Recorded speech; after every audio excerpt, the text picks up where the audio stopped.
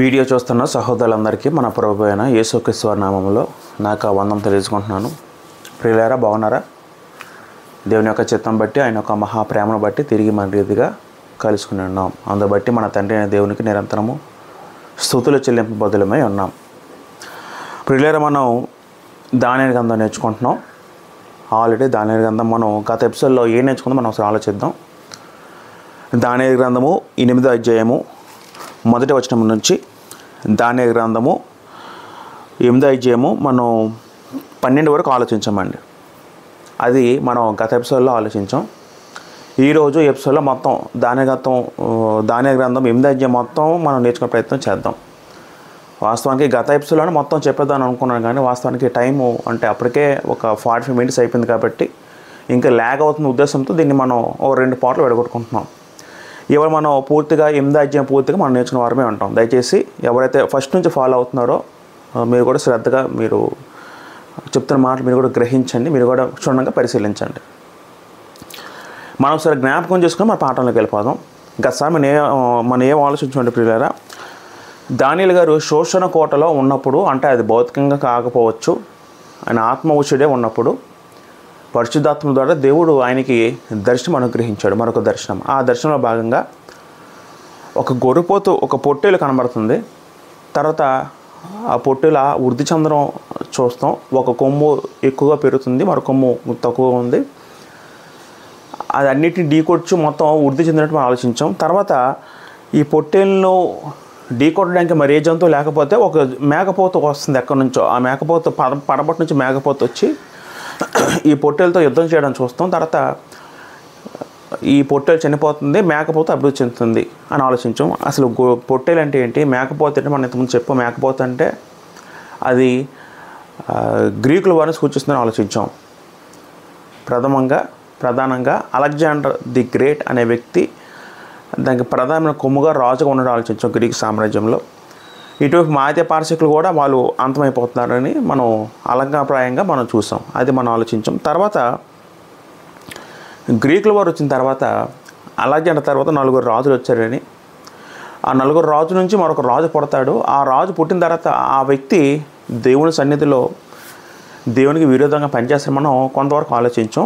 ఇంకా వాళ్ళ గురించి ఇంకా సంపూర్తిగా మనం ఈ వీడియోలో తెలుసుకుంటాం. దయచేసి చాలా ఆసక్తికరంగా ఇంట్రెస్ట్గా ఉండబోతుంది కాబట్టి ప్రతి ఒక్కరు కూడా మీరు కొంచెం మన ఆసక్తితో మనం వీడియో గ్రహిస్తే చాలా అనేక సంగతులు మనకు తెలుస్తాయండి. ప్రియులారా, ఒకసారి మనం ఒక విషయం మనం ఏం ఆలోచించండి. చరిత్రలో అలెగ్జాండర్ ది గ్రేట్ అనే వ్యక్తి ఎప్పుడైతే రాజ్యాధికారం పొందుతాడో, ఎప్పుడైతే మాధ్య పార్శికులు వాళ్ళు డౌన్ అయిపోయి డౌన్ అయిపోయిన తర్వాత తిను అభివృద్ధిలోకి వస్తాడండి. క్రీస్తు పూర్వము 334లో వీడి యొక్క రాజ్య పరిపాలన ఆరంభం స్టార్ట్ అయితే గ్రీకుల వారిది. అది మొట్టమొదటి రాజు అంటే అలెగ్జాండర్ ది గ్రేట్. అయితే అలెగ్జాండర్ అనే వ్యక్తి చరిత్రలో మనం చూసిన ఒక విషయం ఏంటంటే, తను యోధా దేశానికి వచ్చినప్పుడు, పాలస్తీనాకు వచ్చినప్పుడు, యెరూషలేముకి వచ్చినప్పుడు, అక్కడ యెరూషలేము మందిరంలో కొంతమంది ప్రధాన యాజకుడు ఏం చేశారంటే, అక్కడ ఇది చరిత్ర చెప్తుంది, గ్రంథంలో లేదు కానీ, సాధారణంగా ఆహ్వానించి అలెగ్జాండర్ వారిని వాళ్ళకి సైన్యాన్ని ఆహ్వానించి మేము మీ కింద ఉంటామని ఒప్పుకొని దానియేలు గ్రంథంలో ప్రవచనాలు అనేవి ఆయనకి చూపించడం జరిగింది. అంటే దానియేలు గ్రంథము ఆల్రెడీ క్రీస్తు పూర్వము 538, 40 ఆ టైంలో రాయబడితే, అప్పుడు ప్రవచనాలు ఇంచుమించు అంత 250 సంవత్సరాల తర్వాత ఈయన రాజు అవుతాడని చెప్పబోయే ప్రవచనాలను ప్రధాన యాజకుడు వాళ్ళందరూ కూడా అలెగ్జాండర్ చూపించడం జరిగిందట. దానియేలు గ్రంథం చూపించి, ఇదిగోండి మీరు రాజు అవుతారు, వీళ్ళు డౌన్ అయిపోతారు, మాధ్య పార్శిక రాజ్యం సామ్రాజ్యం పోతుంది, మీరు రాజులు అవుతారు, ప్రతిదీ కూడా చూపించినప్పుడు అలెగ్జాండర్ చాలా ఆశ్చర్యం పొందాడట. ఆశ్చర్యం పొంది అప్పుడు వీళ్ళని గౌరవించి వాళ్ళకి కొన్ని సౌలభ్యాలు కల్పించారండి యెరూషలేము వారికి. అంటే దేవుని గౌరవించి, నిజమే వీళ్ళ దేవుడు కొంచెం మహోన్నతుడు, వీళ్ళ దేవుడు చాలా అందరి దేవుల కన్నా గొప్పవాడనే ఉద్దేశంతో అలెగ్జాండర్ ఏం చేశారంటే వాళ్ళు కొన్ని మేలులు చేయడం జరిగిందని. అంటే వాళ్ళకి స్వతంత్ర రాజ్యంగా ఉంచడం జరిగిందంట. అంటే అర్థం ఏంటంటే వీళ్ళు గ్రీకుల పాలనలో ఉంటారు కాబట్టి, కాకపోతే మిగతా వాళ్ళు కాకుండా వీళ్ళు కొంచెం కొన్ని ఫ్రీడమ్ ఇవ్వడం జరిగిందండి ఆ రాజ్యానికి, పాలస్తీనా రాజ్యానికి. ఆ విషయం మనం గమనించాలి. తర్వాత మనం ఆలోచించాం, అలెగ్జాండర్ చనిపోయాడు. చనిపోయిన తర్వాత అప్పటి నుంచి కూడా పతనం స్టార్ట్. అంటే అప్పటి నుంచి కూడా ఒకే రాజు కింద రాజ్యం వెళ్ళలేదు. 4 రాజులు, మొత్తం 4 వంశస్థులు, 4 సైన్యాధికారులు, మొత్తం నలుదేశాలు 4 వైపులా పంచుకొని వాళ్ళు రాజ్యాధికారం కొనసాగించారు. వాస్తవానికి అందరూ కూడా గ్రీకులే. ఈ 4 రాజులు ఎవరో ఏంటో మన ఇంతకుముందు ఎపిసోడ్లో మేము చెప్పడం జరిగింది. మొదటగా లైసిమాకస్ అనే ఒక రాజు, తర్వాత యూరప్ సైడ్ ఏమో క్యాసండర్ అనే రాజు, తర్వాత దక్షిణాన చూసుకుంటే ఈజిప్టు, పాలస్తీనా వీటన్నిటికీ టాలెమీ అనే రాజు, తూర్పున ఇండియా వైపు, సిరియా వైపు, బబులోన్ వైపు సెల్యూకస్ అనే రాజు మనం ఇంకాసారి ఆలోచించాం. ఇప్పుడు మనం ప్రథమంగా ఈ 4 రాజుల్లోని ఒక 2 రాజుల గురించి ఆలోచిద్దాం.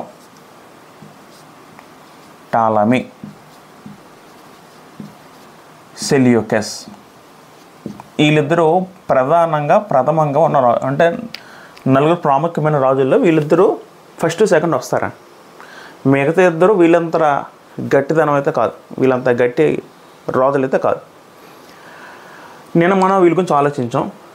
ఒక చిన్న కరెక్షన్ ఏంటంటే దేవునికి విరోధముకు ఒక కొమ్మ పుట్టనని గ్రంథం చెప్పడం జరిగింది. దాని గ్రంథము మనం 9వ వచనం చదువుకుంటే ఈ కొమ్ములలో దాని నుండి ఒక చిన్న కొమ్ము మొలిచిన పదం ఉంది.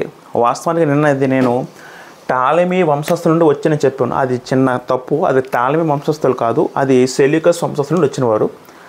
ఆ విషయం మీరు గమనించండి. అక్కడ చిన్న మిస్టేక్ జరిగింది. దయచేసి మీరు ఎవరైతే ఫాలో అవుతున్నారో ఆ విషయం మీరు గమనించగలరు. అయితే ఇక్కడ మనకు కొంత చరిత్ర అర్థం అవ్వాలండి. అంటే బైబిల్లో రాయబడిన చరిత్ర, బయట జరిగిన చరిత్ర మనం కొంత అర్థం చేసుకోవాలి, మాది నేర్చుకోవాలి. ఏంటి చరిత్ర అంటే, అలెగ్జాండర్ చనిపోయిన తర్వాత 4 వచ్చారు. ఈ 4 రాజ్యపాలన జరిగిస్తున్నారు.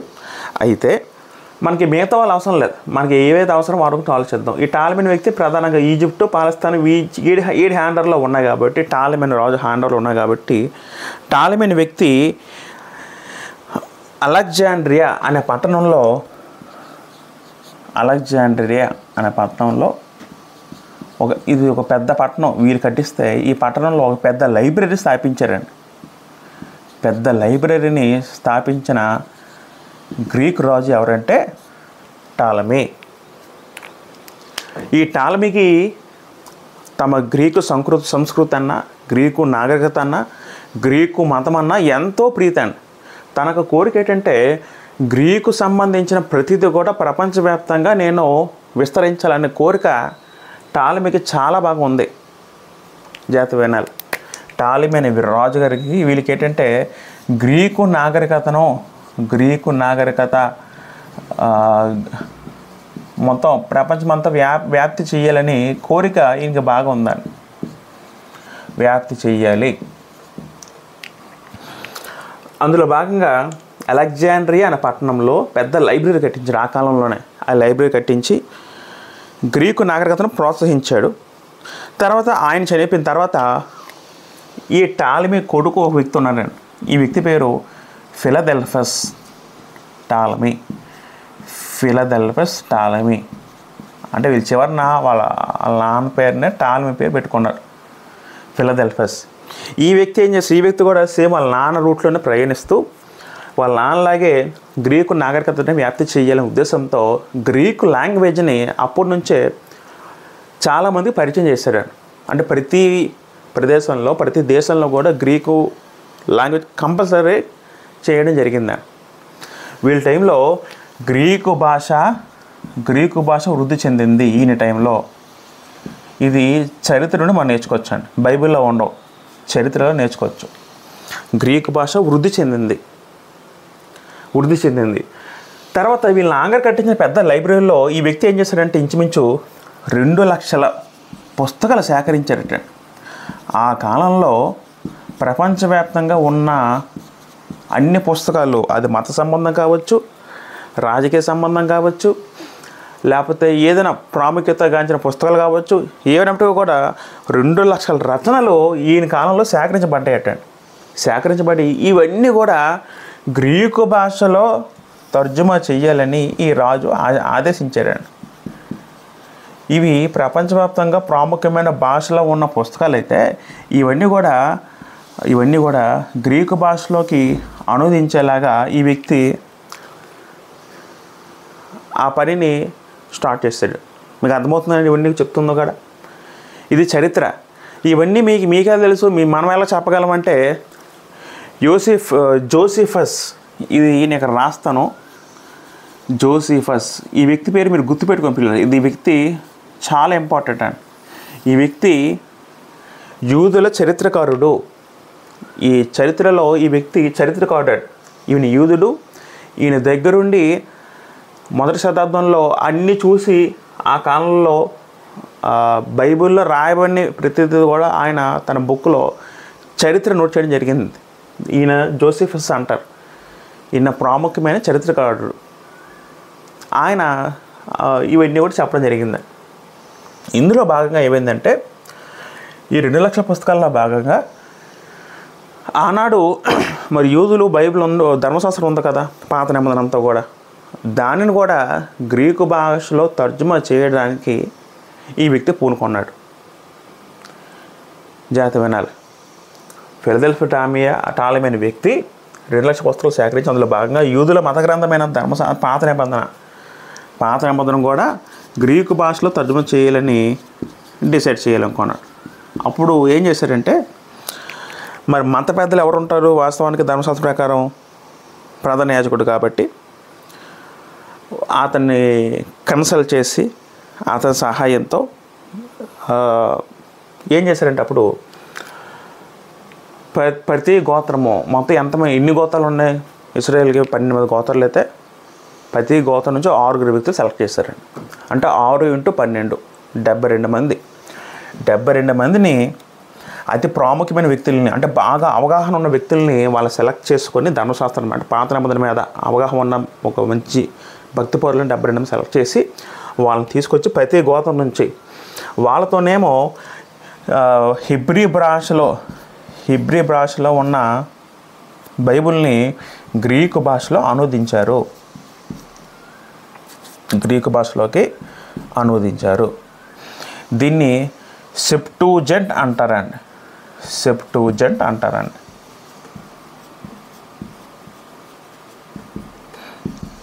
వాస్తవానికి ఈ 72 మంది వచ్చారు. చేసిన 72 మంది ఆఖరికి చరిత్రలో అలా వస్తూ ఈ 70ని 70 చేస్తారండి. సెప్టు అంటే 70, అంటే మొత్తం మీద 70 అనుకోండి. 70 మంది ఏం చేస్తారంటే హిబ్రూ భాషలో ఉన్న మత గ్రంథాన్ని యోధ మత గ్రంథాన్ని గ్రీకు భాషలో అనువదించారు. అది యూదులు జరిగిన మహా పెద్ద మేలు. మొదటి మేలు ఏంటంటే ధర్మశాస్త్రం అనువదించబడడం. అయితే ధర్మశాస్త్రం అనువదించబడాలి ఎందుకంటే అది కూడా సంకల్పంలో భాగమే, దేవుడి సంకల్పం. ఎందుకంటే ఆ కాలంలో చాలామంది హెబ్రీ భాష మర్చిపోయారండి. వాళ్ళ ఇంట్లో వాళ్ళు తప్ప బయటనే హెబ్రీ భాష మాట్లాడేవారు కాదు. ఇంట్లో వాళ్ళు మాట్లాడుకునేవారు తప్ప. చాలామంది యూదులు హెబ్రీ భాష మర్చిపోయారు. ఎందుకంటే వీళ్ళు ఒక్క దేశంలో లేరు కదండి, రకరకాల దేశం చెదిరిపోవడం వల్ల. తర్వాత వాళ్ళ భాష అర్థం. మరి దానియేలు గారు వచ్చింది బబులోను చెరకి. బబులోనీయులు ఆ భాష అరామిక్ భాష మాట్లాడతారు వాళ్ళు. ఈ విధంగా ఏమైందంటే పిల్లరా, గ్రీక్ భాషలోకి ఇది సెప్టెంజెంట్ అనువదించబడింది. ఇది ప్రధాన మేలు. రెండో మేలు ఏం జరిగిందంటే, ఈయన కాలంలో చాలామంది యూదులు బానిసలుగా అమ్మబడుతూ కొనబడుతూ ఉండేవారు. ఆ కాలంలో ఆ సిస్టర్ని నేను తొలగించారండి. ఎవరు అమ్మబడకూడదు, కొనబడకూడదు, ఒక స్వతంత్రత అని ఇంకా పూర్తిగా ఫ్రీడమ్ అనేది ఈ కాలంలో ఈ రాజు కాలంలో జరిగింది. ఈ వ్యక్తి ఫిలదెల్ఫియా టాలెమీ వ్యక్తి చాలా మంచి చేశాడండి, యూదులకి చాలా మేలు చేశాడండి. అయితే ఈ పుస్తకాలు సంబంధించిన సేకరణ తర్వాత ఇవన్నీ కూడా చూసుకునే వ్యవహారం ఒక వ్యక్తి ఉన్నాడు. ఆయన పేరు దేమేత్రియు. ఆ వ్యక్తి ఏమో ఈ పుస్తకాలకు సంబంధించి కానీ ప్రతిదీ కూడా అటువంటి వ్యవహారాలు ఈయన చూసుకునే వ్యక్తి. అంటే లైబ్రరీ యొక్క ప్రధాన వ్యక్తి దేమేత్రియు. అది మనం గుర్తుపెట్టుకోండి. అది చరిత్రలో జరిగిన ఒక సంఘటన. అయితే తర్వాత ఏమైందంటే పిల్లరా,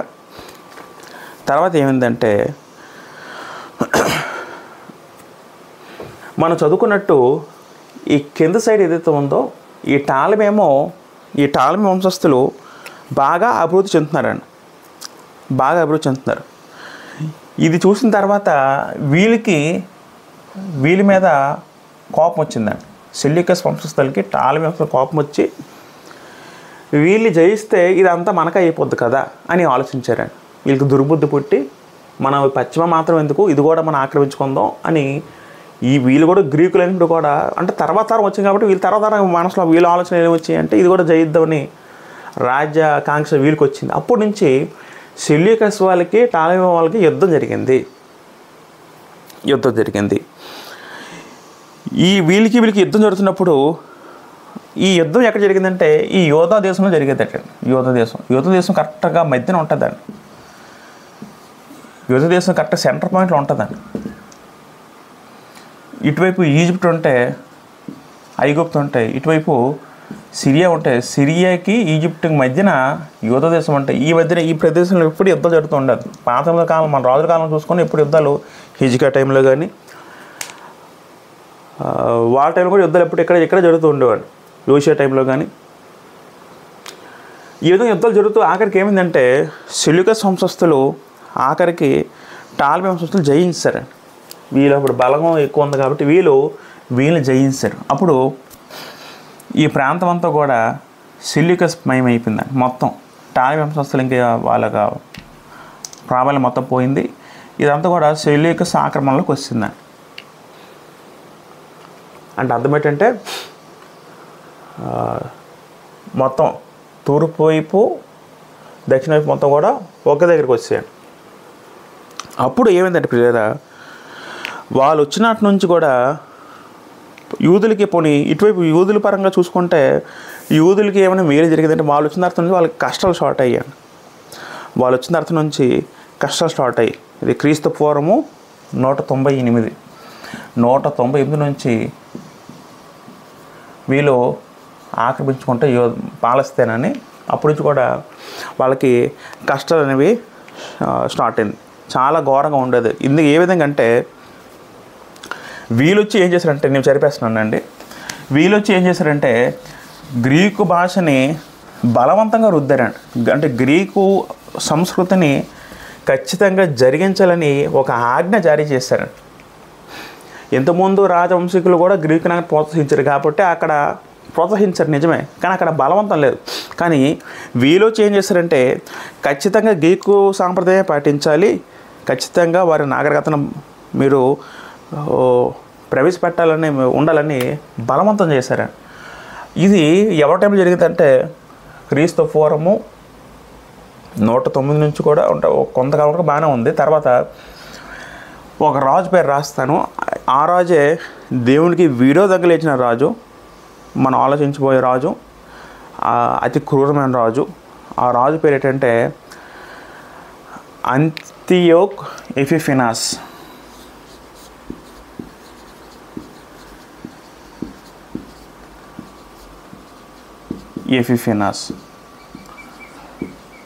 ఇది ఈ రాజు అండి, అంతియోక్ ఎపిఫెనస్.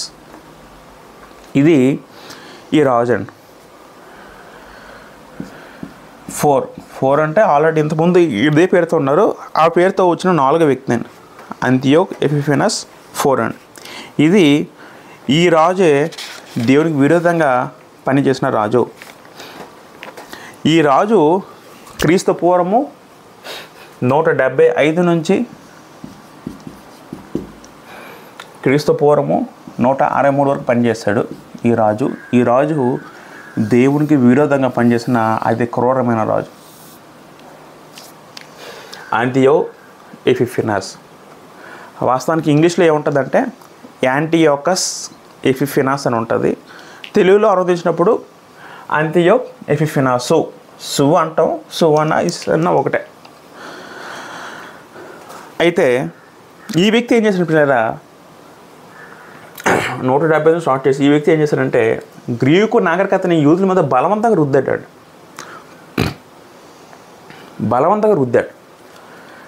ఇలా చెయ్యండి అని చెప్పడం వేరు, ఆజ్ఞ జారీ చేయడం వేరు. బలం రుద్ది ఏదేంటంటే అన్య మతాలను కూడా మీరు పూజించమని యూదుల్ని టార్చర్ స్టార్ట్ చేస్తారు. సేమ్ డొమిషన్ టైప్ లాగా. డొమిషన్ అనుకుంటే మన రోమ చక్రవర్తి డొమిషన్ ఏం చేశాడు, తనే చక్రవర్తిగా చెప్పుకొని తనను ఆరాధించమని కోరాడు. కానీ ఈ సిచ్యువేషన్లో ఈ వ్యక్తి ఏం చేశాడంటే యూదుల్ని అన్యమతంలో పూజించమని, అన్యమతం అంటే అది గ్రీకు మతాలు పూజించమని ప్రోత్సహించాడు. తర్వాత గ్రీకు వారి సాంప్రదాయాలు పాటించమని ప్రోత్సహించాడు. తర్వాత వాళ్ళ లాంగ్వేజ్ కూడా, గ్రీకు లాంగ్వేజ్ కూడా అదే మాత్రం మాట్లాడాలని ఆ విధంగా బలవంత పెట్టాడు. ఈ విధంగా వారి యొక్క బలవంత చేయడం వల్ల ఏమైందంటే ఆనాడు ఉన్న యూదులు 2 బ్యాచ్లు అయిపోయారండి. కొంతమంది మతభ్రష్టులు అయిపోయారు, కొంతమంది ఏమో విశ్వాసాలు అయ్యారు. ఇలాగా 2 తెగలుగా విడిపోయారండి. దీన్ని హెల్లేనిజం అంటారు. హెల్లేనిజం అంటే అర్థం ఏంటంటే గ్రీకు భాష, గ్రీకు సంస్కృతి, గ్రీకు నాగరికతను అభివృద్ధి చేయుట హెల్లేనిజం అంటారు. దీన్ని ఉద్దేశించి చాలామంది యూదులు రాజును ప్రకారము మతభ్రష్టులైపోయి వాళ్ళొక మతం పుచ్చుకొని వాళ్ళకు ఆచారాలు పాటించి వాళ్ళ యొక్క సాంప్రదాయాలు పాటించి కొంతమంది యూదులు ఎలా తయారవుతారు. కొంతమంది విశ్వాసాలేమో అవన్నీ కాదు, మేము అప్పటిలాగా దేవుని సేవిస్తాం, ఇంకెవరిని సేవించము, మా పద్ధతులు వేరు, వీళ్ళకి ప్రత్యేకమయ్యారండి. ఈ మతభ్రష్టులు యూదులు ఏం చేశారంటే యెరూషలేంలోనే ఒక వ్యాయామశాల కట్టారండి. వ్యాయామశాల. గ్రీకులు ఎక్కువ వాళ్ళకి పని ఏంటంటే ఎక్కువ వాళ్ళు బాడీ బిల్డింగ్కి ఎక్కువ వాళ్ళకి టైం ఎక్కువ కేటాయిస్తూ ఉండేవారండి. వాళ్ళ పని మగవాళ్ళందరూ కూడా ఎక్సర్సైజ్ చేస్తూ జిమ్కి వెళ్తూ, మనం జిమ్ అంటాం కదా, ఆ కాలంలో కూడా జిమ్లు ఉండేవి. తర్వాత గ్రీకుల నుంచి క్రీడలు పుట్టే కొన్ని గేమ్స్ వాళ్ళు నగ్నంగా ఆడేవారండి. మగవాళ్ళు కుస్తీ పోటీలు, రెజ్లింగ్ ఇవన్నీ నగ్నంగా ఆడేవారు. ఇవన్నీ ఈ యూదులు జరిగించారండి. ఎవరైతే మతభ్రష్టులైన యూదులు వాళ్ళందరూ యువకులందరూ ఏం చేశారంటే యెరూషలేంలోనే వ్యాయామశాలలు కట్టారు, జిమ్స్ కట్టారు. యెరూషలేం అంటే అసలు దేవుని మందిరం, దేవుని ఉన్న పట్టణం. ఆ పట్టణంలో వ్యాయామశాలు కట్టి తర్వాత దానిలో పెద్ద క్రీడలు నిర్వహించి మతభ్రష్టులైన యూదులు. తర్వాత కొంతమంది అన్యమత బలిపీఠలు కూడా స్టార్ట్ చేశారండి. అన్యమత బలిపీఠం కూడా స్టార్ట్ చేశారండి. ఇవన్నీ కూడా ఈ వచ్చిన వీడి కాలంలో స్టార్ట్ అయిందండి. ఆ వ్యక్తి యాంటియోక్ ఎపిఫెనస్. అయితే ఈ వ్యక్తిని నిరాకరించిన విశ్వాసాలు ఎవరైతే ఉన్నారో వాళ్ళకి వీళ్ళు ఎగ్నిస్ట్గా వీడి కోపం వచ్చి ఆ వ్యక్తి ఏం చేశారంటే అప్పటి నుంచి కూడా అప్పుడు మరి వీళ్ళు ధర్మశాస్త్రం పాటించేవారు. దేవుని మందిరం యెరూషలేంలో ఉంది. యెరూషలేంలో సేవ జరిగిస్తూ ఉండేవారు. మరి యెరూషలేం మందిరంలో ప్రధానంగా సేవ అర్పించేది చేసేదెవరంటే లేవీయులు ప్రధాన యాజకుడు ప్రథమంగా కనబడతాడు. ఆ వ్యక్తి ఆ ప్రధాన యాజకుడు అనే పోస్ట్ని ఏం చేశారంటే ప్రధాన యాజకుడు అనే అది దేవుడు నిర్ణయించిన పోస్ట్ కదండి. ఈ పోస్ట్ని ఈ వ్యక్తి ఏం చేశారంటే ఇది ఒక మతాధికార పోస్ట్గా నిర్ణయించి ఎవరైనా డబ్బులు ఎక్కువ ఇస్తే ఆ పోస్ట్ ఆయనకి ఇస్తారని ఈ వ్యక్తి రాజు ప్రకటించాడండి. ఈ రాజుకి ఎగనెస్ట్గా వీళ్ళందరూ ఉన్నారు. వీళ్ళ గ్రీకు యొక్క దీనిలోకి వీళ్ళు కలలేదు. రాజు కోపగించుకుని ఏం చేశారంటే వీళ్ళని ఇబ్బంది పెట్టాలని, టార్చర్ చేయాలని ప్రధాన యాజకుడు పోస్ట్ ఏదైతే ఉందో ఎవరైతే డబ్బులు ఎక్కువ ఇస్తారో వాళ్ళకి ఆ పోస్ట్ ఇస్తానని చేయడం స్టార్ట్ చేస్తారండి. నేను నియమిస్తున్న ప్రధాన యాజకుడు నియమిస్తాను నేనని ఆ వ్యక్తి స్టార్ట్ చేస్తారండి. అంటే ఇదేదో రాజకీయ ఉద్యోగంలాగా చేశారండి. రాజకీయ ఉద్యోగంలాగా ఈ వ్యక్తి చేశారండి.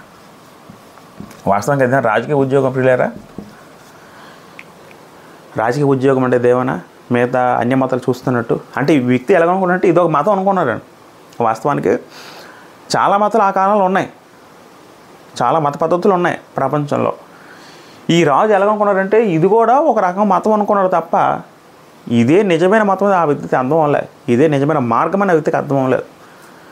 మతం అనుకు ముసుగులో ఉన్నాడు కాబట్టి ఆ వ్యక్తి ఏం చేశారంటే వీళ్ళు ఇబ్బంది పెట్టాలని, టార్చర్ చేయాలని దీన్ని డబ్బులు వేస్తే ఎక్కువ కొంటనని ఆజ్ఞ జారీ చేశాడు. ఈ టైంలో మెనేలెస్సు అనే వ్యక్తి వచ్చారండి. మెనేలెస్సు డబ్బున్న వ్యక్తి, ఒక వ్యక్తి యూదు నుండి వచ్చి నాకు పోస్ట్ కావాలని ఏం చేశారంటే డబ్బులు ఇచ్చి దీన్ని కొనుక్కున్నారండి. ప్రధాన యాజకుడు పోస్ట్ని ఆ వ్యక్తి కొనుక్కున్నారు. అసలు ఈ పోస్ట్ వీడు కొనుక్కోవడం ఏంటి, వీడు అమ్మడం ఏంటి, అసలు అంతా ఎంత తలతెక్కలోనే ఉండి కూడా. అసలు పోస్ట్ నిర్ణయించింది దేవుడు, అసలు దాన్ని ఎవడు అడ్డు చెప్పకూడదు. అలాంటిది ఒక వ్యక్తి ఏం చేశాడంటే వాడు జోక్యం చేసుకొని, ఈ వ్యక్తి ఆడు జోక్యం చేసుకొని అది తీసి డబ్బు కమ్మి ఒక వ్యక్తికి అప్పచెప్పాడండి. ఈ వ్యక్తి ముందు జేసన్ అనే వ్యక్తి ప్రధాన యాజకుడుగా ఉన్నాడండి. ఆ వ్యక్తి మంచివాడే. ఆ వ్యక్తి ఏం చేశాడంటే ఈ మెనేసు యొక్క అనుచరుల్ని చంపాడండి. ఈ మెనేసు యొక్క అనుచరుల్ని కోపంతోనే ఆ వ్యక్తి ఇంతకుముందు ప్రధాన యాజకుడు ఇది దేవుడు ద్రోహం చేస్తానని కోపంతో ఆ వ్యక్తి యొక్క అనుచరులను చంపడం జరిగిందండి.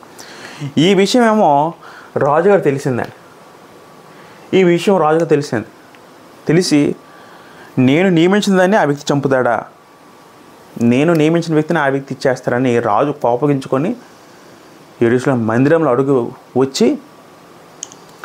మందిరంలో అడుగుపెట్టి, అసలు మందిరంలో అడుగు పెట్టచ్చని ఎవరైనా సరే, లేవీలు తప్ప ఎవరికి అధికారం లేదండి. అందులోనూ అతి పరిశుద్ధ స్థలంలో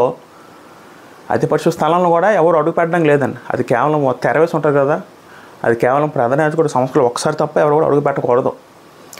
అటువంటిది వీడు దేవాలయం వెళ్ళి దేవాలయం ప్రాంగణంలో అడుగుపెట్టి అపవిత్రపరిచి ఒక భయంకర పాపం చేసింది. ఏంటి పాపం అంటే దేవుని బలిపీఠం మీద, ఇది బలిపీఠం అనుకుంటే ఈ బలిపీఠం మీద ఒక పందిని అర్పించాడండి.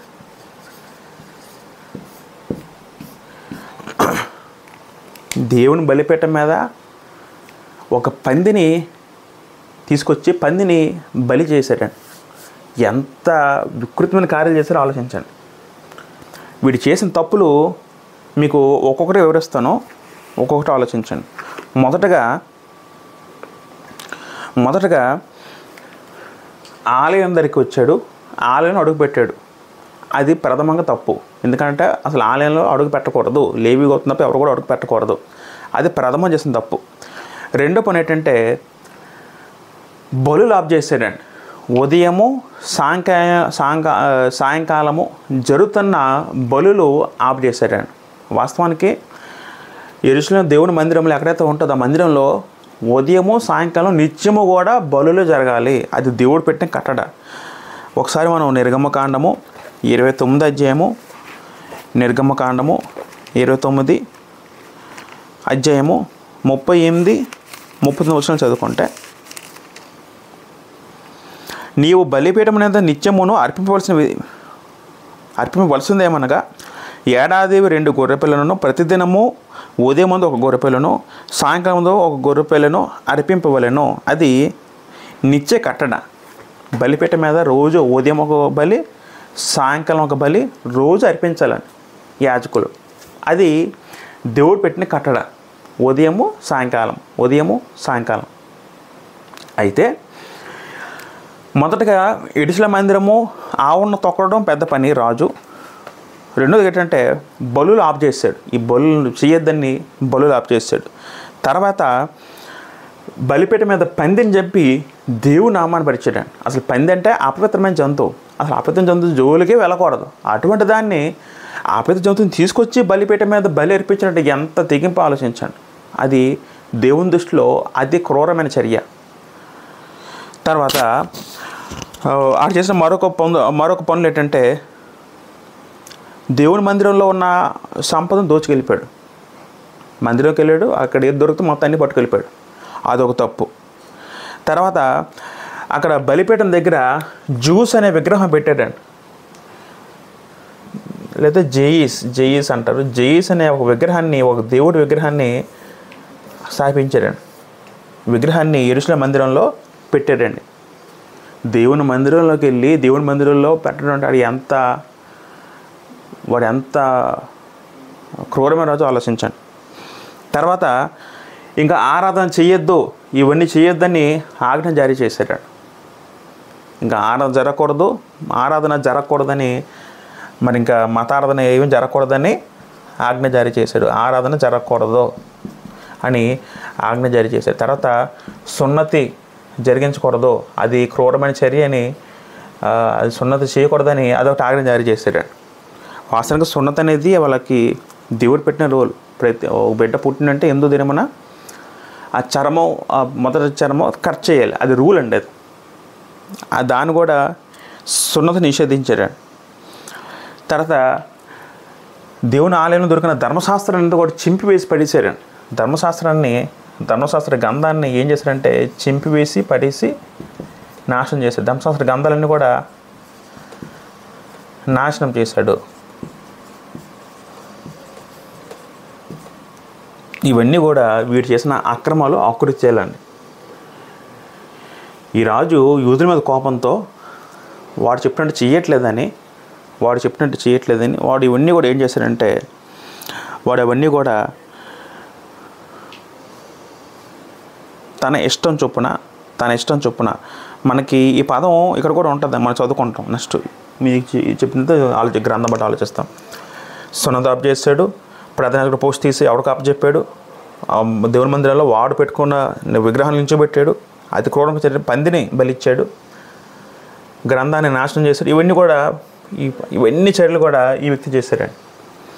ఒకసారి మనం దానియేలు గ్రంథము 8వ అధ్యాయము 10 చదువుకుంది. ఇప్పటి నుంచి మనం 10 చదివితే మీకు ఇంకా స్పష్టంగా అర్థమవుతుంది. ఆల్రెడీ ఎంత చదివామో ఇంకా మనం చదివితే ఇంకా స్పష్టంగా మీకు అర్థమవుతుంది. ఆకాశ సైన్యం మంటలకు పెరిగి నక్షత్రాలు కొన్ని పడవేసి కాళ్ళ కింద అనగదొక్కుచుండెను. అంటే ఆకాశ సైన్యంలో నక్షత్రాలు అంటే అది విశ్వాసాన్ని అర్థం చేసుకోవాలి. దేవుని ప్రజలు వాళ్ళని అనగదొక్కాడు. 11 ఆ సైన్యం యొక్క అధిపతికి విరోధంగా తాను హెచ్చించుకొని, ఆయన అధిపతి అంటే అక్కడ తండ్రి దేవుడిని అర్థం చేసుకున్నాం, యెహోవా దేవుడు. అనుదిన బలి అర్పం నిలిపివేశాడు. ఆలయం పడదోసిన ఆలయంని నాశనం చేశాడు. 12 అతిక్రమం జరిగినందున అనుదిన బలి నిలిపించేటకి ఒక సేన అతనికి ఇవ్వబడెను. అతడు సత్యమును వ్యర్థపరిచి ఇష్టానుసారంగా చేయొచ్చు అభివృద్ధి నొందును. అక్కడ పదం గమనించండి. సత్యమును వ్యర్థపరిచి సత్యమైన ధర్మశాస్త్రం దాన్ని వ్యర్థపరిచి ఇష్టానుసారంగా, పదం గుర్తుపెట్టుకోండి. ఇష్టానుసారంగా అంటే వాడు కావాలని చేశాడు, తన మనస్ఫూర్తిగా తన ఇష్టం బట్టి తన కోరికను బట్టి అర్థం చేసుకోండి. 13 అప్పుడు పరిశుద్ధులలో ఒకడు మాట్లాడగా వింటిని, అంతలో మాట్లాడుచున్న ఆ పరిశుద్ధునితో మరొక పరిశుద్ధుని మాట్లాడుచుండెను. మరి ఇక్కడ రాయబోతున్న పరిశుద్ధుడు ఎవరు? వాస్తవానికి ఇక్కడ రాయబడిన పరిశుద్ధుడు ఎవరంటే అది మనం దేవదూతను అర్థం చేసుకోవాలండి. ఇప్పుడు వాస్తవానికి ఇలాంటి సంఘటన జరుగుతున్నప్పుడు పైనుంచి పరలో కూడా దేవతలు చూసి ఉంటారండి, చూసి ఉండొచ్చు, వాళ్ళ దగ్గరకు వచ్చి ఉండొచ్చు. అంటే సాధారణ మనం బైబిల్లో కొన్ని మాటలు చదువుకున్నప్పుడు ఇవన్నీ అంటే ఒక క్వశ్చన్ మార్కు ఎవరో వేస్తున్నట్టు ఉంటుందని, ఒక క్వశ్చన్ మార్క్ ఎవరో స్పందిస్తున్నట్టు ఉంటుందని. అయితే ఇక్కడ ఈ సందర్భం ఆలోచిస్తే ఒక పరిశుద్ధుడు అంటే ఒక దేవదూత మరొక పరిశుద్ధుడు మాట్లాడుతుండే ఏమనగా అనుదైన బలిని గూర్చి అతిక్రమం జరిగినందున సంభవించు నాశనకరమైన హేయ వస్తువు గూర్చి కలిగిన దర్శనము నెరవేరుటకు ఎన్నాళ్ళు పట్టుననియో ఈ ఆలయ స్థానమును జనసమూహమును కాళ్ళ కింద తొక్కబడుట ఎన్నాళ్ళు జరుగునో అని మాట్లాడుకునేది. అయితే ఈ బలులు ఆప్ చేశాడు, తర్వాత అతిక్రమం జరిగింది. ఈ నాశనకరమైన హేయ వస్తువు ఆ వ్యక్తి హేయ వస్తువు పోల్చబడిన అసహ్యకరమైన నాశనం అయిపోయి అతి పనికిమాల వాడుగా ఆ వ్యక్తి పోల్చబడ్డాడు. కాబట్టి ఈ దర్శనము నెరవేరకు ఎన్నాళ్ళు పడుతుంది అంటే ఇప్పుడు పైన చెప్పిన దర్శనం ఏదైతే ఉందో అది ఎన్నాళ్ళు టైం పడుతుంది. ఆ కింద మాటలోని 2300 దినములు మట్టుకొని పదం ఉంటుంది. అది మన తర్వాత ఆలోచిస్తాం. ఎన్నాళ్ళు పట్టునని ఈ ఆలయ స్థానమును జనసమూహం కాళ్ళకి తొక్కబట్టి ఎన్నాళ్ళు జరుగునని మాట్లాడుకునేది. అంటే వాళ్ళు అనుకుంటున్నారు దేవత ఎన్నాళ్ళు జరుగుతుందో. మరి వాళ్ళకే బాధ వేస్తుంది కదా పైన చూసినప్పుడు. దేవుని మందిరాన్ని ఒక సాధారణ మనుషుడు వచ్చి మహోన్నతుడు దేవుని మందిరం ఒక మనుషుడు అడుగుపెట్టి అంత పాపం జరిగేస్తున్నాడంటే ఆ చూసి ఎవరు తట్టుకోగలరండి? నిజంగా దేవుడు ఎప్పుడు వాళ్ళకి శిక్ష విధిస్తాడో, ఎన్నాళ్ళు మళ్ళీ తిరిగి బాగుపడతానని వాళ్ళు అనుకున్నట్టు అనుకోవచ్చు. 14 అందుకు అతడు 2300 మట్టుకే అని నాతో చెప్పాను. అప్పుడు ఆలయ పవిత్రతను గూర్చిన తీర్పు తీర్చబడను. అప్పుడు ఒక పరిశుద్ధుడైన ఒక దేవదూత ఏం చెప్పారంటే 2300 దినములు 2300 దినాలు ఆ దినాల మట్టుకని పదం వాడారండి. అంటే ఇక్కడ దేవుడు ఒక మెన్షన్ చేయడం జరిగింది. ఇలా తప్పు జరుగుతుంది, పాపం జరుగుతుంది, పాపం పండుతుంది, పండిన తర్వాత ఎంతకాలం ఎంతవరకు అంటే 2300 దినాలు అని పదం వాడారు.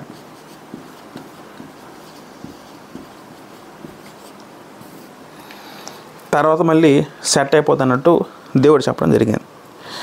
ఇప్పుడు ఇది మనం విడమర్చి అది దాని అర్థం తెలుసుకునే ముందు మనం మిగతా భాగం ఆలోచిద్దాం. మిగతా వచనాలు లాస్ట్లో దీని గురించి మేము చెప్తాను.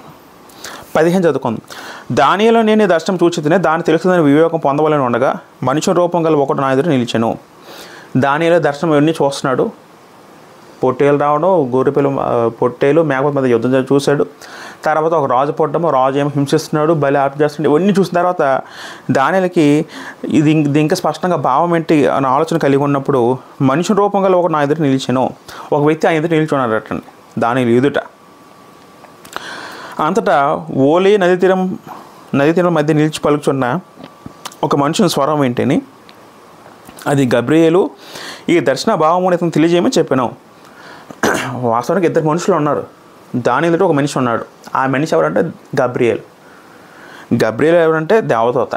మనకు తెలుసు ఈ దేవదూత బాప్తిస్మం యోహాను కొత్త నిబంధనలో జకరియా కనబడి నీకు యోహాను పుడతా చెప్పడం జరిగింది. అక్కడ ఒకసారి కనబడతాడు. తర్వాత మరియమ్మకి కూడా కనబడి నీకు యేసుక్రీస్తు పుడతాడు ఆయన గురించి చెప్పడం జరుగుతుంది. ఈ విధంగా గబ్రియేలు ఒక పడదామ దూత కనబడతాడు. కొత్త నిబంధనలో కనబడతాడు, పాత నిబంధనలో కూడా కనబడ్డాడు. అయితే ఈ నదీ తీరం ఏదో మనం ఉందో ఆ నదీ తీరం మధ్యన ఒక స్వరము ఈ గబ్రియేలు చెప్తుందట గబ్రియేలుకి. చూడండి 2 మనుషులు ఉన్నారు. ఒక వ్యక్తి ఏమో నది మధ్యలో ఉన్నాడు. ఆ వ్యక్తి కూడా దేవదూత అయ్యి ఉండొచ్చు. ఆ వ్యక్తి ఏమో గబ్రియేలుకి ఏం చెప్తున్నాడంటే, గబ్రియేలు ఈ దర్శన భావం తెలియజేయమని చెప్పాను. అంటే ఈ దర్శన భావం ఏదైతే ఉందో ఆ వ్యక్తి నువ్వు తెలియజేయి, వేట మర్చి చెప్పు అని చెప్పడం జరిగింది. 17 అప్పుడు అతడు నేను నిల్చొని చూడక వచ్చాను. అతడు రాగానే నేను మహాభయం ముందు సాష్టాంగ పడి తిని వెంటనే అప్పుడు ఏమైందని పిల్లరా, ఆ వ్యక్తి ఏమో ఈయన దగ్గరికి వచ్చాడు. ఎవరి దగ్గరికి వచ్చాడు? దానియేలు దగ్గరికి వచ్చాడు. వచ్చిన తర్వాత ఏమైందంటే చాలా భయపడ్డాడు దానియేలు భయపడి నేను మహాభయం సాష్టాంగ పడి తిని. ఎందుకు భయం ఉందంటే వాస్తవానికి దేవదూతలు అంటే కొంచెం మహిమతో ఉంటారండి. వాళ్ళు సాధారణ మనుషుల్లాగా ఉంటారు. కొంచెం వాళ్ళొక మంచి వెలుగు తేజస్తో అదంటే ఎవరైనా సాధారణ భయపడతారండి. ఎవరైనా మనం ఒకసారి ఒక శక్తిని చూసినప్పుడు వెంటనే మన మనసు అంగీకరించదు. ఒక భ్రాంతి, ఒక భయం పొందుతాం. అదేవిధంగా తిన భయం ఉంది. సాష్టాంగ పడిపోయాడట, మొత్తం నేల పడిపోయాడట. అప్పుడు నరపుత్రుడా ఈ దర్శనము అంత్యకాలము కూర్చుందని తెలుసుకోమన్నాను. అప్పుడు గబ్రియేలు ఏమంటుందంటే దేవదూత, నరపుత్రుడా, వాస్తవానికి మనుషులు ఉద్దేశించి నరపుత్రుడ పదం మనకి పలికినట్టు మనం చూస్తాం గ్రంథంలో కొన్ని మాటలు. ఈ ఎహెచ్కేల్ గ్రంథంలో కూడా ఎహెచ్కేల్ నరపుత్రుడ పదం సంబంధించినట్టు చూస్తాం. అదేవిధంగా దానియేలు కూడా నరపుత్రుడు అని చెప్పడం జరుగుతుంది.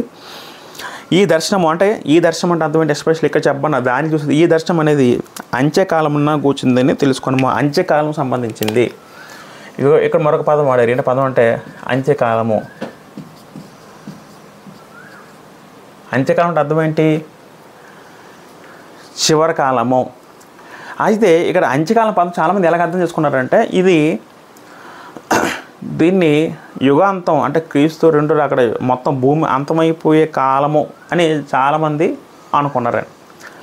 అక్కడ చాలామంది కన్ఫ్యూజ్ అయ్యి వాళ్ళొక థీరీస్ అనేవి దానికి అనుగుణంగా వేరే వెళ్ళిపోయాను. వాస్తవానికి అంత్య అన్న పదము సాధారణంగా ఎలాగ గ్రంథాలు వాడబడిందంటే దేవుడు తన ప్రజలకు తాత్కాలిక తీర్పు తీర్చడంలో ఈ పదం చాలాసార్లు వాడాడు, అంత్య అన్న పదం. ఫర్ ఎగ్జాంపుల్ ఆమోసు గ్రంథము 8వ అధ్యాయము 2 చదువుకుంటే, ఆమోసు నీకు కనబడుచున్నదేమని అడుగుగా వేసవకాల పలనల గంప నాకు కనబడుతుంది అంటే అప్పుడు యెహోవా నాతో సెలవిచ్చిందేమనగా నా జనులకు ఇశ్రాయేలీయులకు అంతము వచ్చే ఉన్నది, నేను ఇక్కడ వాడిని విచారణ చేయక మానను అని పదం వాడారు. నా జనులకు ఇశ్రాయేలుకు అంతం వచ్చి ఉన్నది పదం వాడారు. అంటే అంతం వచ్చిందంటే వాళ్ళు నిజంగా అంతమైనట్టు అర్థమా? సందర్భాన్ని ఆలోచిస్తే దేవుడు వాళ్ళకి విధించే తాత్కాలిక తీర్పును ఉద్దేశించి అంత్యకాలము అనే పదం వాడారని ఆ పదం మీరు గమనించండి. వాస్తవానికి ఇక్కడ కూడా ఈ అంత్యకాల పదం మనం ఎలాగ అర్థం చేసుకోవాలంటే ఇదేదో కాలం మొత్తం ముగింపు గురించి చెప్పట్లేదండి. ఇక్కడ ఈ దర్శనము నెరవేరే వరకు అంటే అర్థం ఏంటంటే ఈ దర్శనం ఏదైతే ఉందో దీనికి పెట్టే సమయం ఉంది, దానికి పెట్టే కాలం ఉంది. ఆ కాలంలో అది అంతమైపోద్ది. ఈ దర్శనం సంబంధించే అంత్యకాలం అర్థం చేసుకోవాలండి. అది మొత్తం లోకం నాశనం అయిపోయి యుగాంతం గురించి కాదు. రైట్. తర్వాత 18, అతను నాతో మాట్లాడుచుండగా నేను గాఢ నిద్ర పట్టిన వాడే నేల సాష్టాంగ పట్టి కొనక అతను పట్టుకుని లేవనెత్తి నిలబెట్టాను. ఇవన్నీ మాట్లాడుతున్నాడు, అతనికి గాఢ నిద్ర పట్టించింది అటండి. అంటే ఇవన్నీ దర్శనంలో భాగం. వాస్తవానికి యోహాను కూడా ప్రకటన గ్రంథం చూసుకుంటే ఆ వ్యక్తి కూడా ఇలాగ మూచినట్టు చూస్తాం ప్రభు దర్శనం చూసినప్పుడు. ఇవన్నీ కూడా అంటే ఇవన్నీ కూడా మాటలు అంటే చాలా భయంతో వచ్చే మానసిక సంఘర్షణ. ఇవన్నీ కూడా ఆ వ్యక్తిని పట్టుకుని లేవనెత్తి గబ్రియేలు దేవదూత 19, అతడు ఉగ్రత సమాప్తమైన కాలం ముందు కలబోని సంగతి నీకు తెలియజేస్తున్నాను. ఏలైనగా అది నిర్ణయించిన అంత్యకాలం కూర్చున్నది. మరోసారి చెప్తున్నాడు, ఉగ్రత సమాప్తమైన కాలం అర్థం. ఉగ్రత అంటే దేవుని కోపము. దేవుని కోపము సమాప్తమైన కాలం ముందు అంటే అర్థం ఏంటంటే దేవుడు ప్రతిది కూడా ఆయన వెంటనే తన పనులు జరిగించాడండి. ఇప్పుడు కూడా దేవుడికి ఒక పర్పస్ ఉంది, ఆయనకు ఒక ఆలోచన ఉంది. ఆయన మహా దీర్ఘశాంతుడండి. దేవుడికి ఉన్న దీర్ఘశాంతం ఎలాంటిదంటే ఆయన వేచి చూస్తారండి కొంతకాలం. ఆ దీర్ఘశాంతం ఎవరు అర్థం చేసుకోలేరు, కనుగొనలేరు. రెండో అక్కడ కూడా దేవుడు ఎందుకు ఆలస్యం చేస్తున్నాడంటే 2 పేతురు పత్రిక 3 చదువుకుంటాం. అందరూ మారుమనసు పొందాలని దేవుడు తన కుమారుని ఆలస్యం చేస్తున్న గ్రంథం స్పష్టంగా చెప్తుందండి. అంటే దేవుడు కొన్ని దీర్ఘశాంతం ఎలాంటిదంటే ఆయన అలాగ వేచి చూస్తారండి. వెంటనే ఏ పని కూడా వెంటనే జరిగించారండి. తొందరపాటండి దేవుడు. ఇక్కడ కూడా వీడి యొక్క పాపం పరిపక్వం చెందాలి, వీడి క్రియలు సంపూర్తి అవ్వాలి పాపంలో. అందరూ కూడా దేవుడు అలా వెయిట్ చేస్తున్నాడు. అప్పుడు జరుగుతుంది. 20, నీవు చూచిన 2 కొమ్ములు గల ఈ పొట్టెలో ఉన్నదే అది మాదిలో పార్శకులు ఒక రాజు సూచించున్నది. అప్పుడు మొత్తం దర్శనం వివరిస్తున్నాడు గబ్రియేలు దానియేలుకి. అయితే ఆ పొట్టేలు అనేది మాదియ పార్శకులని. 21, బొచ్చుగల మేకపోతు గ్రీకుల రాజు అంటే గ్రీకులో సూచిస్తుందని. దాని 2 కొనల మధ్య ఉన్న కొమ్ము వారి మొదటి రాజు సూచించున్నదని. మొదటి రాజు అంటే అది అలెగ్జాండర్ని ఆలోచించాం.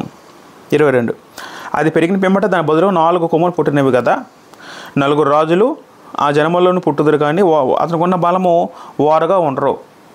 4 పుడతారు రాజులు. అయితే ఈ 4 రాజులు కూడా అలెగ్జాండర్ బలం వాళ్ళకు ఉండదు, అంత బలం వాళ్ళకి లేదని గ్రంథం చెప్తుంది. 23, వారి ప్రభుత్వం యొక్క అంతములో వారి అతిక్రమలు సంపూర్తిగా క్రూరమోగము గలవాడను యుక్తి గొలవాడ నుండి ఉపాయం తెలుసుకుని ఒక రాజు పుట్టును. ఇప్పుడు ఈ మాటలన్నీ కూడా ఈ అంతియోక్య ఎపిఫెనస్ గురించి. 23 చదువుకుంటే వారి ప్రభుత్వం యొక్క అంతములో అంటే చివరి స్టేజ్కి వచ్చినప్పటికీ 331 నుంచి అలెగ్జాండర్ పరిపాలన స్టార్ట్ అయితే అలా డౌన్ఫాల్ అవుతున్న క్రమంలో ఆ టైంలో ఉన్నట ఒక రాజు పుడతానని గ్రంథం చెప్పింది. క్రూరముఖము గలవాడను. క్రూరముఖము అంటే భయంకరుడు, హింసించేవాడు, బాధ పెట్టేవాడు, భయపెట్టేవాడు, నాలగొట్టేవాడు, క్రూర స్వభావం గలవాడు. ఎవడ వ్యక్తి అంటే ఈ వ్యక్తి. యుక్తి గలవాడు. యుక్తి అంటే ఇక్కడ తెలివితేటలను కాదు, మోసం చేసే యుక్తి. ఉపాయం తెలుసుకుని ఒక రాజు పుట్టును. 24, అతడు గెలుచును కానీ తన స్వభావంలో గెలవడు. ఆశ్చర్యంగా శత్రువులను నాశనం చేయటం ఎంతో అభివృద్ధి పొందొచ్చు. తన స్వభావం వల్ల గెలవడు అంటే ఒక్క విజయాన్ని వీడు తన ఖాతాలో వేసుకుంటాడు. మనం అంత చరిత్ర చదువుకోం, నిజం జరిగింది కూడా, అది కూడా చెప్తే అంత సబ్జెక్ట్ అవుద్ది. మనకు అంత అవసరం లేదు వ్యక్తి రాజు గురించి. మనం వారి గురించి కొన్ని లక్షణాలు మాట ఆలోచిద్దాం. ఆశ్చర్యంగా శత్రువులను నాశనం చేయడం అభివృద్ధి పొందొచ్చు. ఇష్టమైనట్టుగా జరిగించే పదం గుర్తుపెట్టుకోండి. ఎందుకు కూడా మనం ఎక్కడ ఆలోచించామంటే 12 వచనంలో అక్కడ ఆలోచించాం. 12 వచనంలో ఇష్టానుసారంగా జరిగించచ్చు, ఇష్టానుసారంగా. మళ్ళీ ఇక్కడ కూడా అదే మాట 24 చదువుకుంటే ఇష్టమైనట్టుగా జరిగించు. ఇష్టమైన అంటే ఇష్టం అనే పదం దేని సూచిక అంటే మనసు సూచిక. మనసుగా ఉన్న మరొక పదం అంటే ఇష్టం. మన మనసుకు నచ్చినట్టు జరిగించచ్చు. బలవంతులు. ఎవరండి బలవంతులు?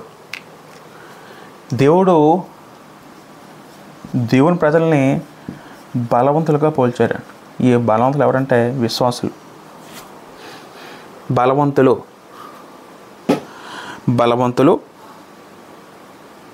అనగా పరిశుద్ధ జనమును. పరిశుద్ధ జనం. దేవుని దృష్టిలో బలవంతులు ఎవరంటే దేవుని దృష్టిలో బలవంతులు ఎవరంటే పెద్ద పెద్ద కండలుండి మంచి దేహదారుడు ఉన్న బలవంతులు కాదండి దేవుని దృష్టిలో. ఆత్మీయంగా బలంగా ఉన్న వాళ్ళే దేవుని దృష్టిలో బలవంతులు. మరి ఆ బలవంతులు ఎవరంటే దేవుని ప్రజలు. వీరు మాత్రమే యూదులు. ఎందుకు వాళ్ళు మాత్రమే? వాళ్ళు దేవుని ఎరిగినవారు, దేవుని వెంబడించేవారు, తమను తాము పరిశుద్ధంగా తీర్చిదిద్దుకున్నవారు అందరూ కూడా దేవుని దృష్టిలో బలవంతులు, సంపూర్ణులు. బలవంతుల్ని పరిశుద్ధ జనం నశింపజేయను. ఆ విధంగా వీడి యొక్క ఎవరైతే ఇవన్నీ చేస్తారో వాళ్ళందరూ కూడా ఈ రాజు వాళ్ళందరూ హింసించారండి, చాలామంది చంపారండి. వాడు చేసిన అకృత్యాలు ఎలా ఉన్నాయంటే, ఒకసారి ఏంటండి ఒక చిన్న సంఘటన యూసిఫస్ అనే వ్యక్తి రాశాడండి.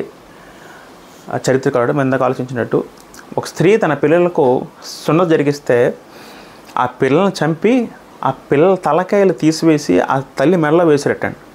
అంటే ఎంత క్రూరుడో ఆలోచించండి.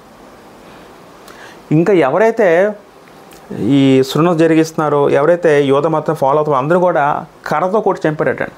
కర్రతో కొట్టి గాయపరిచి చాలామంది ఐగుప్తుకి బానిసలుగా పంపించారటండి. ఆనాడు ఐగుప్తుని వీళ్ళు జయించాడు, ఈజిప్ట్కి బానిసలుగా పంపించారు. చాలామందిని నిర్దాక్షంగా హింసించి చంపాడండి. సేమ్ డొమిషన్ టైప్ లాగా, వాడొక టైపు వీడు కూడా ఒక టైపు. డొమిషన్ ఇంకా క్రూరం అండి, అంత క్రూరత్వం అది లేదు, కానీ ఎలాగైనా చంపడు. అంటే వాడు ఇంకా అధిక బాధ పెట్టి చంపాడు, వీడు కొద్ది బాధలు చంపాడండి. వీడు ఒక కత్తిపోటుతో చంపితే వాడు హింసించి చంపాడండి. వాడు ఇంకా డేంజరస్ క్యాండిడేట్, డొమిషన్ అనే వ్యక్తి. మరి ఈ ప్రియులారా ఆలోచించండి, తమ పరిశుద్ధులు చంపితే దేవుడు ఊరుకుంటాడండి? అసలు దేవుడు ఊరుకుంటాడండి? తన బిడ్డలు జరిగితే దేవుడిని ఊరుకుంటాడా? దేవుడు మన తండ్రి తన పిల్లలకి జరిగితే తండ్రి ఊరుకుంటాడండి? తండ్రి ఊరుకోడండి, దేవుడు ఊరుకోడు. దేవుడు కూడా లక్ష్య పెడతాడు ఆ వ్యక్తిని. అతడు రాజాది రాజులతో యుద్ధం చేయను, కానీ కడపట అతని బలము దైవాధీనం వల్ల కొట్టివేయబడను. ఇక్కడ పదం గమనించండి. అతడు రాజాది రాజు అంటే ఎవరండి? దేవుడితో యుద్ధం చేస్తున్నాడు అండి. దేవుడు ప్రజలతో యుద్ధం చేయడం అంటే దేవునితో యుద్ధం చేయడం అండి. ప్రియులారా జాగ్రత్త గమనిస్తే, ఇప్పుడు కూడా కొత్త నిబంధనలు కూడా మనల్ని హింసిస్తే క్రీస్తుని హింసించినట్టండి. పౌలు సౌలుగా ఉన్నప్పుడు క్రైస్తవుని హింసించినప్పుడు దమస్కు మార్గంలో దర్శనం ద్వారా ప్రభు కనబడి యేసుక్రీస్తు కనబడి, సౌలా నన్ను ఎందుకు హింసించానో అడిగినప్పుడు, నన్ను హింసిస్తున్న ప్రభు అన్నప్పుడు వాస్తవంగా అక్కడ హింసిస్తుంది ఎవరంటే సంఘస్థుల్ని, క్రీస్తు సంఘాన్ని.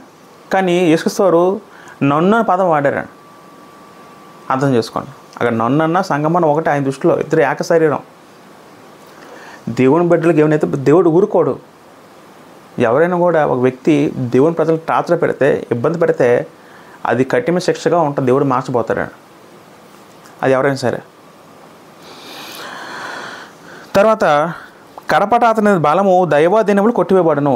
చివరికి వచ్చేసరికి వాడుకున్న అధికారం దేవుని యొక్క అధికారం వలన, దైవ ఒక ఆధీనం వల్ల కొట్టివేయబడుతుంది. అంటే ఆ అధికారం తీసివేయబడుతుంది అని దేవుడు అక్కడ చెప్పడం జరిగింది. 26 ఆ దినములు కూర్చే దర్శనం వివరించున్నాను. ఆ దినములు అంటే అంటే అర్థం ఏంటి? 14 దినాలు, 2-3 దినాలు అమలు ఆ దినం గురించి ప్రస్తావిస్తూ ఆ దినము దర్శనం వివరించున్నాను, అది వాస్తవము, అది అనేక దినం జరిగిన పిమ్మట నెరవేరును. నీవైతే ఆ దర్శనము వెల్లడి చేయకుమనను. దానియలతో ఏం చెప్తుందంటే, గబ్రియల్ దేవదూత ఆ దర్శనం జరుగుతుంది, ఆ 2-3 రోజులు ఆ టైం తర్వాత అది ఖచ్చితంగా నాశనం అవుతాడు అని చెప్తూ, నువ్వు వెల్లడి చేయకు అక్కడ చెప్పడం జరిగిందని. ఈ దర్శనం వెల్లడి చేయకు, నువ్వు ఎవరు చెప్పకో, అది సీక్రెట్గా ఉంచు, ఎందుకంటే త్వరలో జరగబోతుంది. ఎందుకంటే బహుశా నువ్వు చెప్తే ఎవరికైనా అది తెలిసిపోతుందేమో భవిష్యత్తులో, కాబట్టి నువ్వు రివీల్ చేయకని అక్కడ హెచ్చరిస్తున్నట్టు చూస్తాం దానియేలు గారికి. 27 ఈ దర్శనము కలగగా దానియేలు నేను మూర్చిల్లి కొన్నాళ్ళు వ్యాధిగ్రస్తునే ఉంటిని, పిమ్మట నేను కుదిరై రాజు కొరకు చేయవలసిన పని చేయొచ్చు వచ్చి తిని, తర్వాత కొన్నాళ్ళు ఇది వచ్చిన తర్వాత దానియేలు చాలా ఒక ఫిట్స్ లాగా వచ్చి వ్యాధిగ్రస్తుడు అయిపోయాడు. ఇవన్నీ చూద్దాం మానసికంగా బాగా వ్యధచెందిపోయాడు. భవిష్యత్తులో రాయబోయే హింసలు క్రూరతను చూసి బాగా నలిగిపోయాడు. బాగా మానసికంగా బాగా డిప్రెషన్ ఫీల్ అయిపోయి ఆయన వ్యాధి బారిన పడ్డాడు మానసికంగా. తర్వాత కొన్నాళ్ళకి తను సెటిల్ అయ్యి కుదురుకొని మళ్ళీ రాజు దగ్గర పనిచేస్తూ వచ్చాడు. బెల్షస్సార్ రాజు మళ్ళీ అప్పటిలాగా తన పనిలో తను పనిచేసుకుంటూ వెళ్ళాడు. ఈ దర్శనం గురించి విశ్వమ్మ గలవాడినైతే కానీ దాని సంగతి తెలుపువాడెవడు లేకపోయాను. ఈ దర్శనం గురించి విశ్వమేమో నాకు ఆశ్చర్యం వేసింది, కానీ దాని సంగతి తెలుపువాడెవడో లేకపోయినా అంటే అర్థం ఏంటంటే ఇంకా స్పష్టంగా ఆయనకు అర్థం అవ్వలేదు. ఈ రాజు ఎవరు ఇంకా స్పష్టంగా తెలియదు. అక్కడ దాన్ని అక్కడితో ముగించాడు. దర్శనం గురించి చెప్పాడు, రాజు అవసరం చెప్పాడు. ఆ 2-3 రోజులు ఏంటో తనకే అర్థం అవ్వలేదు. అక్కడ దానిలో మెన్షన్ చేయడం జరిగింది. ఇక్కడ చిన్న సంఘటన ఏంటంటే ప్రియులారా, ఇక్కడ మనం ఒకసారి ఆలోచిస్తే మనం ఎందాక ఆలోచించినట్టు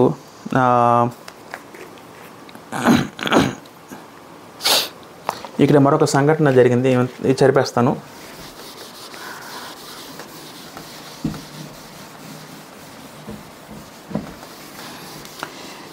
ఈ అంతియోకు ఎఫెనస్ అనే రాజు ఎప్పుడైతే వచ్చాడో, యూదులను టార్చర్ పెట్టాడో, అక్కడ చరిత్రలో ఒక సంఘటన జరిగింది. ఈ సంఘటన ఎక్కడ నోట్ చేయబడిందంటే మక్కబీయుల చరిత్ర 1-2. మక్కబీయులు 1, మక్కబీయులు 2. మక్కబీయులు అంటే ఎవరు? మక్కబీయుల చరిత్ర అంటే అర్థం ఏంటి? మీకు డౌట్ రావచ్చు. వాస్తవానికి మీరు రోమన్ క్యాథలిక్ వాళ్ళకు బైబిల్ చదువుకుంటే మనలో ఉన్న 66 పుస్తకాలు కాకుండా ఇంకా ఎక్స్ట్రా పుస్తకాలు ఉంటాయని. అవి అపోక్రిఫివ్ రచనలు కావని, అంటే అవి దైవ ప్రేరేపిత రచనలు కావని కొంతమంది అవి మన పరిశుద్ధ గ్రంథాలు చేర్చదు. కాకపోతే వాళ్ళ యొక్క గ్రంథాలు వాళ్ళకి బైబిల్లో ఎక్స్ట్రా బుక్స్ ఉంటాయని, 66 కాకుండా ఇంకొన్ని బుక్స్ ఉన్నాయని. దాన్ని ఆ పుస్తకాల్లో ఉన్న 2 పుస్తకాలు ఏంటంటే మక్కబీయుల చరిత్ర, మక్కబీయులు అంటారండి. వారెవరో వాటి గురించి ఆలోచించదు. వారి గ్రంథాల్లో మరికొంత చరిత్ర రాయడం జరిగిందండి. ఇది బైబిల్లో ఉండదు, వాళ్ళ చరిత్రలో ఉంటుంది. వాస్తవానికి మళ్ళీ తర్వాత 4 సంవత్సరాలు గడుస్తాయి. ఈ 4 సంవత్సరాలు దేవుడు మరి ఇంకా పలికించాడు ప్రవక్తల ద్వారా. దీన్ని సైలెంట్ పీరియడ్ అంటాం. కాకపోతే యూదుల చరిత్ర మరొక జరిగింది. మరి ఎంతకు యూదుల చరిత్ర జరిగిన సంఘటన కదా. ఇవన్నీ కూడా కొంతమంది రాశారు. అది దైవ ప్రేరిత రచన అయితే కాదు. వాళ్ళు అని ఒకటే వాళ్ళ చరిత్ర రాశారు. అయితే ఆ చరిత్రని అవి దైవ ప్రేరిత గ్రంథం కొంతమంది, అంటే మన అందరూ అంకే బైబిల్ కాదు కానీ కొంతమంది క్యాథలిక్ వారు వాళ్ళ బైబిల్లో ఆ పుస్తకాలు పెట్టుకున్నారండి. దాన్ని మక్కబీయుల చరిత్ర ఉంటుంది. దాంట్లో మక్కబీయులు ఎవరంటే, ఈ వ్యక్తి ఎవరైతే ఈ రాజు దేవాలయంలో నించోబెట్టాడో, తర్వాత ఒక సంఘటన ఏం జరిగిందంటే, బేతేలు అనే పట్టణం మనకు తెలుసు. బేతేలు పట్టణం, ఆ పట్టణం నుండి 13 కిలోమీటర్ దూరంలో ఒక యాజకుడిని తీసుకొచ్చి, ఒక యాజకుడినేమో ఈ రాజు పనిచేసే ఒక అధికారి ఇక్కడ ఒక పేరు రాస్తాను, మత్తతయ్యి అనే యాజకుడు, ఈయన బేతేలు నుంచి కొన్ని దూరంలో ఉన్న వ్యక్తి. ఆ వ్యక్తి దగ్గరికి వెళ్ళి నువ్వు వేరే అన్యమతకి బలిపీఠంలో అర్పించు. ఆ వ్యక్తి యాజకుడు బలి ఇవ్వమని చెప్పినప్పుడు ఈ వ్యక్తి నిరాకరిస్తాడని. నిరాకరిసిన తర్వాత ఎవరైతే బలవంతం చేస్తున్నాడో వీళ్ళకి అధికారిని ఈ వ్యక్తి చంపుతాడండి. చంపిన తర్వాత ఈ వ్యక్తి నన్ను హాని చేస్తున్న భయంతో తన 5 పిల్లలు, ఈ వ్యక్తి వృద్ధుడు, మత్తెను వ్యక్తి వృద్ధుడు, ముసలి వ్యక్తి, తన 5 పిల్లలతో ఆ వ్యక్తి ఏం చేస్తారంటే, ఈ వ్యక్తి మంచి విశ్వాసపరుడే, దేవుని యొక్క పరిశుద్ధ జనం, కొండ గుహలోకి వెళ్ళిపోతారండి. కొండ గుహలోకి వెళ్ళి దాక్కుంటారండి. కొండ గుహలలో ఆ వ్యక్తి దాక్కుంటారు. అప్పుడు కొండ గుహలో దాక్కున్నప్పుడు వీళ్ళందరూ కూడా వీళ్ళు ఎలా తయారంటే, మనల్ని హింసిస్తున్నారు, దేవుణ్ణి ఇచ్చేస్తున్నారని వీళ్ళు యోధులుగా మారండి. అంటే వీళ్ళందరూ ఎవరంటే భక్తి పరులైన యోధులు. అప్పటి నుంచి వీళ్ళు కొంటే పనికిరాదు, మనం కూడా యుద్ధం చేయాలి, మామూలుగా ఉంటే వీళ్ళు మనల్ని అణిచివేస్తారు, వీళ్ళు కొంటే పనికిరాదు, వీళ్ళు కూడా యుద్ధం స్టార్ట్ చేస్తారండి. ఆ యుద్ధం స్టార్ట్ చేస్తుంది ఎవరంటే మత్తతే కుటుంబం. మొదట వీళ్ళందరూ కూడా భక్తిపరులైన యూదులు. వీళ్ళు కొంతమంది యూదుల్ని సైన్యంగా చేసుకొని, అప్పుడు వీళ్ళేమో వీళ్ళొక సైన్యం ఏర్పరచుకున్నారు. యూదులందరూ పిలిపించుకుని దూరంగా, ఎవరు కనబడిన దూరంగా, ఇప్పుడు మావోయిస్టులు దూరంగా ఉండి ఎలాగైతే చేస్తారో కొండల్లో అరణ్యాల్లో ఉండి, అదేవిధంగా వీళ్ళు దూరంగా వెళ్ళిపోయి వీళ్ళొక గుంపును స్టార్ట్ చేస్తారు. వీళ్ళొక గుంపులనే మక్కబీయులు అంటారండి. మక్కబీయులు అంటే దేవుని కొరకు పనిచేసే కుటుంబం, దేవుని కొరకు యుద్ధం చేసే దేవుని కుటుంబం మక్కబీయులు అంటారండి. వీళ్ళు పాపం మామూలు వ్యక్తులు కాదండి. వీళ్ళు అప్పుడు ఏం చేశారంటే వీళ్ళ యొక్క సైన్యాలతో వీళ్ళు యుద్ధం చేశారండి. గొరిల్లా యుద్ధం అంటారు. గొరిల్లా యుద్ధం అంటే ఒకేసారి డైరెక్ట్ కాకుండా మావోయిస్ట్ టైప్ లాగా మావోయిస్టులకు పోలీసు అటాక్లు అవుతాయి. ఆ విధంగా గొరిల్లా యుద్ధాలు చేశారు. గొరిల్లా యుద్ధం అంటారు. అంటే మధ్య మధ్యలో వీళ్ళు ఎవరైనా వస్తే వీళ్ళు దాడి చేయడం, వీళ్ళు చంపేది, వీళ్ళు షార్ట్ చేస్తారు. అసలు నిజంగా వీళ్ళు అంత శాంతపరులే. వీళ్ళు అవడం కానీ ఈ వ్యక్తేనండి, ఈ రాజే. వీళ్ళని మక్కబీయులు అంటారు. చరిత్రలో ఉంటుంది వీళ్ళ గురించి. ఇలా యుద్ధాలు స్టార్ట్ చేశారు. అయితే 2300 అనే పదం ఉంది ఇక్కడ మనం చూసాం. ఇది గుర్తుపెట్టుకోండి. ఈ మక్కబీయులు అంటే మీకు ఏమైనా అర్థం వీళ్ళు అప్పటి నుంచి యుద్ధం స్టార్ట్ చేశారు. తర్వాత వీడికి అంతం ఎప్పుడు అవుతుందని గ్రంథం చెప్తుందంటే 2300 దినాలు ఏమో ఇందాక ఆలోచించాం. ఏంటి 2300 దినాలు? 2300 దినాలు పాదం ఆడారు. ఏంటి దినాలు అంటే ఇక్కడ మీకు ఎక్స్ప్లెయిన్ చేస్తాను. ఇది వాస్తవానికి ఇది రోజులుగా ఆలోచిద్దామా అంటే 203 రోజుల గురించి మాట రాయబడిందంటే అక్కడ ఫుట్ నోట్లో 1 అని రాశారండి. 2300 దినాలు 1 అని రాసి ఫుట్ నోట్లో ఉదయ సాయంకాలం పదం వాడారు. చూడండి. మళ్ళీ అదే అధ్యాయము మనం 26 చదువుకుంటే ఆ దినం గురించి దర్శనం అనే మాట దగ్గర కూడా 2 కింద పుట్టినట్లో ఉదయ సాయంకాలం పదం వాడారు. అంటే 23 దినాలు 23 రోజులు అనుకోకూడదండి. 2300 ఉదయము సాయంకాలము. మనం ఎందుకు ఆలోచించాం? నిర్గమకాండ చెప్పినట్టు ఉదయము బలి ఉండేది, సాయంకాలం బలి ఉండేది. అది నిత్యము జరిగే ప్రక్రియ. అయితే 2 ఆగిపోతాయని చెప్పడం జరిగింది. కాబట్టి 2300 ఉదయాలు సాయంకాలం అంటే అర్థం ఏంటి అంటే దీంట్లో సగము. పాయింట్ జాగ్రత్త వినాలి. ఇది 2300 రోజులు కాదండి. దీంట్లో సగం అంటే ఎంత అవుద్దంటే 1150 రోజులు.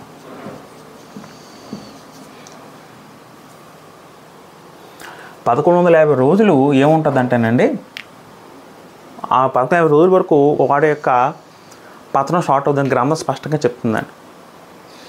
నిజంగా జరిగిందంటే నిజంగా జరిగింది. 1150 రోజులు అంటే ఇవి సుమారుగా ఎన్ని సంవత్సరాలు అంటే ఉదాహరణకి ఇది 3.5 సంవత్సరాలు ఇంచుమించు 3 సంవత్సరాల 360 రోజులు ఒక సంవత్సరం అనుకుంటే 3000 అండి.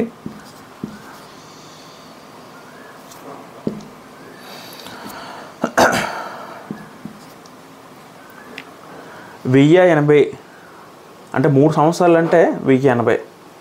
తర్వాత ఇంకా ఎన్ని రోజులు ఉంటాయంటే 70 రోజులు ఉంటాయండి.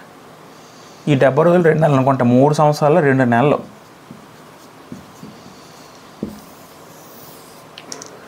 ఇక్కడ 2300 దినాలు అనేవి మనం ఎలాగ అర్థం చేసుకోవాలి? పోనీ అలంకారంగా అర్థం చేసుకుందామంటే అక్కడ చెప్పడం మాత్రం అలంకారం గురించి కాదు.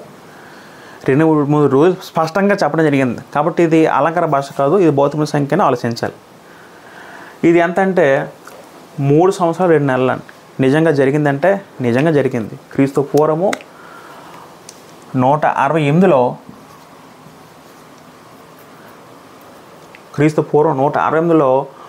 వాడి యొక్క ఇవన్నీ ఈ పంది అరిపించడం ఇవన్నీ కూడా 168లో స్టార్ట్ అయితే క్రీస్తు పూర్వము 165 డిసెంబర్లో క్రీస్తు పూర్వం 165లో జరిగిందండి. 165లో వాడికి నాశనం స్టార్ట్ అయిందండి. అందుకు కారణం మక్కబీయులు. తర్వాత వీడి యొక్క సైన్యం బలహీనపడింది. అప్పుడు ఈ రాజుకు పతనం స్టార్ట్ అయిందండి. తర్వాత ఈ రాజు ఎలా చచ్చిపోయాడంటే వీడికి చావు ఎలా ఉందంటే ఒక వ్యాధి బారిన పడి చనిపోయాడు. కడుపు వ్యాధి బారిన ఎటుకు కడుపు జబ్బు వచ్చింది. ఆ కడుపు జబ్బు వ్యాధి బారిన పడి ఈ వ్యక్తి చనిపోయాడండి. నిజంగా జరిగింది చరిత్రలో. కాబట్టి ఎంత ఆశ్చర్యం ఆలోచించండి. 200 రోజులు కాదు, ఉదయం సాయంకాలం అంటే 1150 రోజులు, 3 సంవత్సరాలు. క్రీస్తు పూర్వం 168లో ఈ బలి ఎప్పుడైతే పందిని బలి అర్పించడమో ఇవి జరిగింది. క్రీస్తు పూర్వం 168లో అయితే అప్పటి నుంచి లెక్కేస్తే గ్రంథం చెప్పినట్టు 2-3 రోజుల తర్వాత ఇవన్నీ అంతమైపోతుంది చెప్పినప్పుడు అది ముగింపు ఎప్పుడు వచ్చింది? నిజంగా జరిగింది. 2000 డిసెంబరు నెలలో 165 క్రీస్తు పూర్వం 165లో అప్పుడు వీడికి పతనం స్టార్ట్ అయింది. వీళ్ళకి యుద్ధాలు నెక్స్ట్ భౌతిక యుద్ధాలు, ఈ పతనం స్టార్ట్ అయ్యి మరణించిన తర్వాత అప్పుడు ఏమైందంటే మళ్ళీ ఆలయాన్ని పునరుద్ధరించారు. మళ్ళీ ఆలయాన్ని శుద్ధి చేసి అందరికీ ఆలయం మొత్తం మూసివేయబడింది. ఆలయం పునరుద్ధరణ, ఆలయం శుద్ధి, మళ్ళీ మొత్తం ఆలయం శుద్ధి చేసి మొత్తం అంతా కూడా క్రీస్తు పూర్వం 165 డిసెంబర్లో మళ్ళీ కొత్తగా పునఃస్థాపించారు. అది ఎప్పుడు జరిగిందంటే 165 జరిగిందని. చూసే ప్రియులారా ఎంత ఆశ్చర్యంగా ఉంటుందో. దేవుడు చెప్పినట్టు జరిగిందని. అది దేవుని వాక్యం గొప్పదనం. 3 సంవత్సరాలు ఆడొక ఆధిపత్యం కొనసాగింది. తర్వాత దేవుడు ఆయన తీసివేశాడు. ఆడు వ్యాధి బారిన మరణించాడు. మన తర్వాత తిరిగి ఆలయం పునరుద్ధరించబడింది. ఎప్పుడంటే క్రీస్తు పూర్వము 165. ఇది యూదులకి అతి ప్రాముఖ్యమైన రోజు. గ్రంథాలు ఉండబడదు కానీ మక్కబీయుల చరిత్రలో ఈ వీటి గురించి ప్రస్తావన ఉంటుందని. దీన్ని మరొక పదం కూడా వాడారండి. దీన్ని ఒక పండగ జరుపుకుంటారండి. దీన్ని ఒక పండగ జరుపుకుంటారు. మనం ఒకసారి దీన్ని ఎలాగంటారు, దీన్ని హునుక్కా పండగ అంటారండి. హునుక్కా పండగ అని వాళ్ళు అంటారండి యూదులు. హునుక్కా పండగ. కొంతమంది కూడా ఈ పండుగ ప్రస్తావన ఉంటుంది. మీకు ఎక్కడ ఉంటుందంటే యోహాను సువార్త 10వ అధ్యాయము 22-23 చదువుకుంటే, యోహాను సువార్త 10వ అధ్యాయము 22-23 చదువుకుంటే అక్కడ సందర్భంలో మాట ఏముంటుందంటే ఆలయ ప్రతిష్ఠ పండుగ యెరూషలేములో జరుగుతుండని పదం ఉంటుందండి. అది శీతాకాలము. ఆలయ ప్రతిష్ఠ పండుగ ఇక్కడ మనం చదువుకున్న ఆలయ ప్రతిష్ఠ పండుగ ఎప్పుడంటే అది ఆలయ ప్రతిష్ఠ పండుగ అనేది అది గ్రంథంలో ధర్మశాస్త్రంలో పండుగ కాదండి. అది ధర్మశాస్త్రంలో చెప్పిన పండుగ అయితే కాదు. అది సెపరేట్ పండుగ. అది ఎప్పుడు జరిగిందంటే ఆ కురుడు వచ్చి నాశనం చేసి తర్వాత దానికి గుర్తుగా యూదులు జరుపుకున్న పండుగ ఆలయ ప్రతిష్ఠిత పండుగ అన్నారు. దాన్ని హునుక్కా పండుగ అంటారు. ఆ పండుగలో యేసు ద్వారా పాల్గొన్నది యోహాను సువార్త 10వ అధ్యాయం సాక్ష్యం ఇస్తుందండి. అది డిసెంబర్లో జరిగింది. అంటే డిసెంబర్లో మళ్ళీ పునరుద్ధరించారు. ప్రియులారా అది 2300 అనే దినాల యొక్క అంశం. ఆ విధంగా వాడొక పతనము వాడొక అంతము జరిగింది. అక్కడతో దానియేలు గ్రంథము 8వ అధ్యాయం మొత్తం కూడా జరిగిపోయిందండి. ఇది దేవుని చిత్తం బట్టి ఈరోజు మనం నేర్చుకున్నాం. చెప్పిన విషయాలు ఇది వాక్యానుసారంగా చెప్పిన విషయాలండి. దీంట్లో కలపలేదు, దీంట్లో ఏవి తీసివేయలేదు. నేను ఎంతో పరిశీలించాను, క్షుణ్ణంగా స్టడీ చేశాను, నేను గ్రహించి నేను మీకు చెప్తున్నాను. వాక్యానుసారంగా అంతా ఉంటుంది. మనలో కల్పిత మాటలు ఉండవు, కలపలు అసలే ఉండవు. వింటున్న వాక్యం మీరు కూడా పరిశీలించండి. నిజమా కాదు మీరు పరిశీలించండి, మీరు గ్రహించండి, మీరు స్టడీ చేయండి. ఉన్న వాక్యాన్ని ఇప్పుడు ఇదే మాటను మనం చదువుకుంటే డినామినేషన్లో చాలా రకాలు బోధిస్తారు సమాజంలో. అంత్యక్రీస్తు లోకంలో లోకాంతంలో వస్తారని, వాడు గురించి మాటలు రాయబడ్డాయని అనేక రకాల బోధిస్తారని. అవి ఏవి సత్యం కావు. క్రీస్తు విరోధి ఒకనాడు వస్తారని వాళ్ళు బోధిస్తారని. క్రీస్తు విరోధులు ఎప్పటి నుంచో ఉన్నారండి. ఆ చివరికి వస్తారనేది అబద్ధ బోధ. కాబట్టి విషయాలు మీరు కూడా ఒకసారి క్షుణ్ణంగా పరిశీలించండి. మరొకసారి అందరికీ షేర్ చేసే ప్రయత్నం చేయండి. ఇంతవరకు వాక్యం ఓపిక విన్న సహోదరు మరొకసారి నాకు వందనం తెలియజేసుకుంటూ ప్రభు చిత్తమైతే మనకు ఎపిసోడ్లో కలుద్దాం.